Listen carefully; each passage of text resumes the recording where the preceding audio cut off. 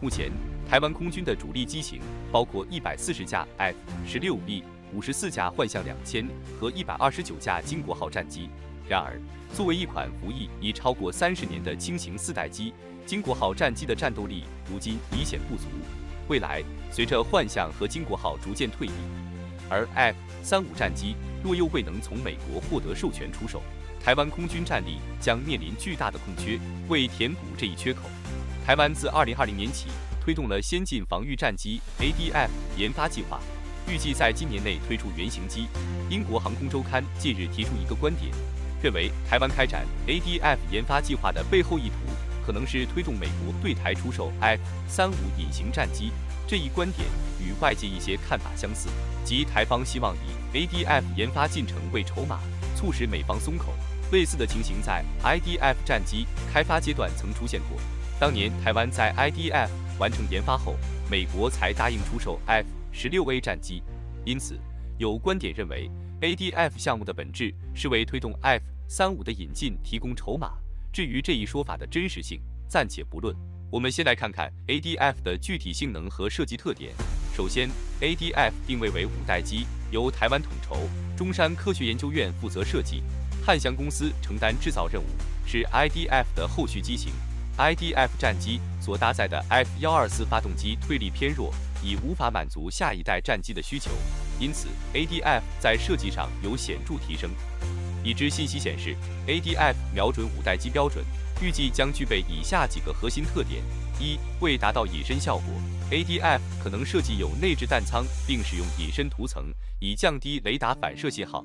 二、若能获得美方技术支持 ，ADF 或将搭载具备矢量喷嘴的高推力隐身发动机；三、采用 AESA 相控阵雷达，以提供更精准、更远距离的探测能力，优于传统机械雷达；四、增强信息共享和数据链能力，提升航电系统，从而符合5代机的性能标准。外观设计方面，作为5代机 ，ADF 的外形颇受关注，估计其设计风格会接近韩国的 KF-21战机，二者相似度可能高达90%。若将两者模型并列，很难区分。此外，它也可能会带有 FA-18EF 超级大黄蜂或 F-35的特征。汉翔公司总经理马万军表示 ，ADF 的外观设计早已确定。他指出，5代机的外形设计均为降低雷达反射而趋于相似，但这并非5代机的核心。马万军用法拉利作比，强调5代机的本质在于其内部系统，就如法拉利的精髓在于引擎、悬吊系统和变速箱等配置，而非外观。因此 ，ADF 的关键在于5代机等级的系统设备，无论通过自主研发还是从欧美技术获取支持，他都相信台湾的工程师能胜任这项任务，只是在经验上稍显不足。目前可以确认的是 ，ADF 的设计制造进展非常顺利，机体已通过风洞测试，并进入到设计、武器整合及引擎配置的调试阶段。尽管原型机要到今年才能亮相，很多细节信息仍然在推测之中。有一些网友猜测 ，ADF 可能会采用类似美国 YF-23黑寡妇的外形设计，这种看法值得探讨。YF-23在当年与 F-22的竞争中表现出色，其设计由诺斯罗普与麦道合作完成，在许多方面领先于 F-22。YF-23具备高机动性，不受攻角限制，能够从任何尾旋状态迅速恢复，最大空速可达15马赫，承载力达7G。然而，在测试红外空对空导弹时 ，YF-23因结构设计问题导致导弹无法正常发射，最终输给了 F-22，导致项目终止，只生产了2架原型机。因此，认为台湾 ADF 可能参考 YF-23的设计思路，听起来似有道理。但 YF-23作为一款被淘汰的机型，缺乏后续实战参数积累，作为5代机的基础仍显不足。所以，尽管 YF-23具备独特优势，但我个人并不支持这种参考设想。不知大家怎么看？接下来是 ADF 最关键的部分——发动机。作为战机的核心，发动机性能直接决定了飞机的战力。根据 ADF 研发计划，预计2024年完成发动机的设计。这方面，台湾面临可选的外购发动机非常有限。5代机需要高推力，理想推力应在10吨以上。韩国已在5代机领域先行一步。其自研的 KF-21战斗机可为台湾提供一些可借鉴的经验。KF-21使用的发动机正是通用电气 GE 生产的 F414涡扇发动机，具备后燃气功能。FA-18E/F 超级大黄蜂和 EA-18G 咆哮者电子战机同样采用此型号发动机。对于台湾而言 ，F414是首选，不过能否获得美方出售授权则是关键。此外，台湾还有备选方案及织女星计划，基于 F124发动机的平行研发项目，致力于中大型战机发动机的自主研发。自2017年启动至今，织女星计划投入了数百亿资金，预计2027年前后推出下一代战机原型。现任中山科学研究院院长、退役上将张忠诚在去年表示，该计划已掌握热端技术在内的12项关键技术，当前目标是中型战机发动机。若要达到大型战机需求，还需分阶段推进。倘若真如张忠诚所说，成功掌握热端技术，这将是台湾工业的重大突破，因为发动机推力直接影响战机的机动能力。以 IDF 经国号及永鹰高教机为例，所用的 TFE1042-70引擎是与美国霍尼韦尔公司合作开发的，美国称之为 F125发动机。这款发动机基于 F124加装了后燃器。台美双方按职责分工，台湾负责冷端生产，美国则负责复杂的热端部件。这种安排的原因在于，热端部件需要承受极高温、高压和强大的离心力，而台湾的热端技术尚不完善，因此由美方制造。所以，如果台湾能够解决热端技术难题，将在发动机领域迈出关键一步，实现更高水平的战机研发。目前的情况显示，美国制造的热端组件使用寿命可达4500小时，而台湾本土制造的则只有3000小时，且成本还更高，这直接影响到台湾自制战机的使用寿命。因此，台湾不得不退而求其次，选择美制组件。汉翔公司总经理马万军指出，若台湾要完全自主研发战机，必须克服2大技术难题：一是实现发动机的自主设计；2是掌握热端组件的先进冶金技术。当前织女星计划的进展聚焦在中型发动机上，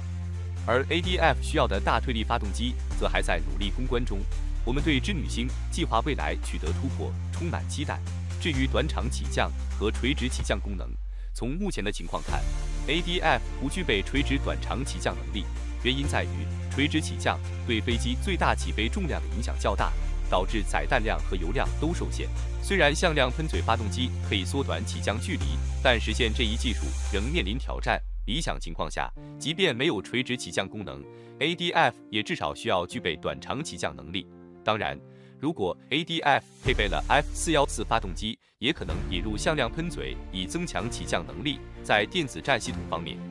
，ADF 有望配备自研新型 AESA 雷达、即时数据链、新一代飞控计算机、红外追踪瞄准器、联合头盔瞄准系统及航电核心处理系统，符合5代机标准。可以预见，这一部分技术台湾具有较强的自主研发能力。武器配置方面 ，ADF 预计将设计内置弹仓。事实上，韩国的 KF-21因未能配备内置弹仓而无法完全成为5代机。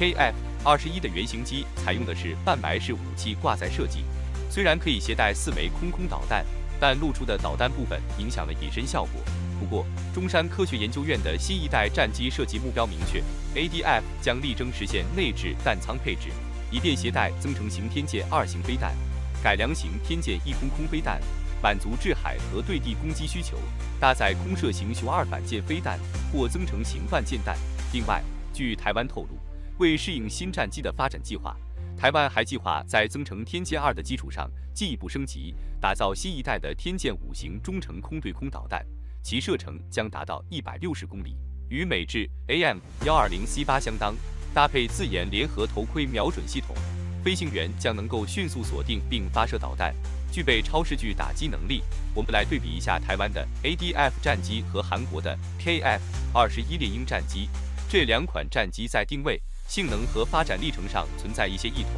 定位与目标 ，ADF 的定位是5代战机。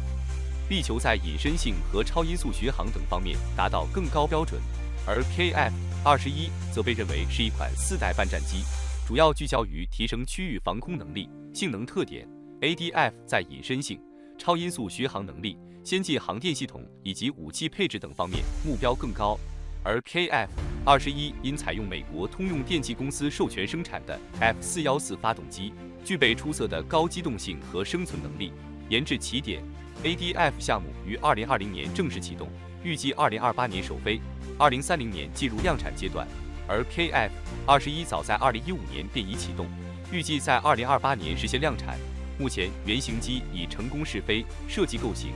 KF-21采用双发动机和垂直尾翼的设计，最高时速可达18马赫，航程为2900公里。ADF 的外形与 KF-21相似，预计在性能参数上也会相近，但在超音速巡航能力方面可能有所突破。武器配置 ，KF-21配备6个翼架和4个机腹挂点，能够搭载多种导弹，包括欧洲的流星中远距空导弹和美国的 JDAM 炸弹等。未来还可能装备自主研制的超音速空地导弹，而 ADF 则预计采用内置弹舱，能够搭载天剑、雄风和万剑等多种导弹，各具特色。综合来看，尽管 ADF 的目标是5代战机，但研发过程中必然面临一系列技术难题。正如袁山所言，理智的推进研发是关键。鉴于汉翔公司和中山科学研究院的技术水平， ADF 更现实的路径可能是设计一款4、5代战机，首先制造简化版原型机进行测试，其性能可与 KF-21相当，甚至可考虑使用相同型号的 F414发动机。在外观设计上，可以借鉴 FA-18E/F 超级大黄蜂的理念，然后逐步添加隐身特性，待技术成熟后再完善成5代机。汉翔总经理马万军也表示，希望未来的新战机研发能稳步推进，而非急于求成。至于台湾是否通过发展 ADF 来推动美国出售 F-35隐形战机，这一观点有其市场解读，但并非简单。F-35军售问题牵涉诸多复杂因素，并非台湾研发战机所能左右。同时，如果台湾内部无法肃清异议势力，美国也会对此心存顾虑，害怕技术泄露。无论如何，研发新一代战机对提升台湾空军战力至关重要。台湾仍需加快 ADF 的研发步伐，掌握自主知识产权是关键，尽量实现自主研发，并在无法独立解决的问题上寻求国际合作。即便这条路充满挑战，但成果将是值得的。好了，本期内容到此结束。对于这些信息，我们非常欢迎大家在评论区分享你们的看法和讨论。如果对于内容有任何补充或不尽完善之处，也请在评论区留言，以便我们进行更新和完善。我是寰宇哥，咱们下期再见。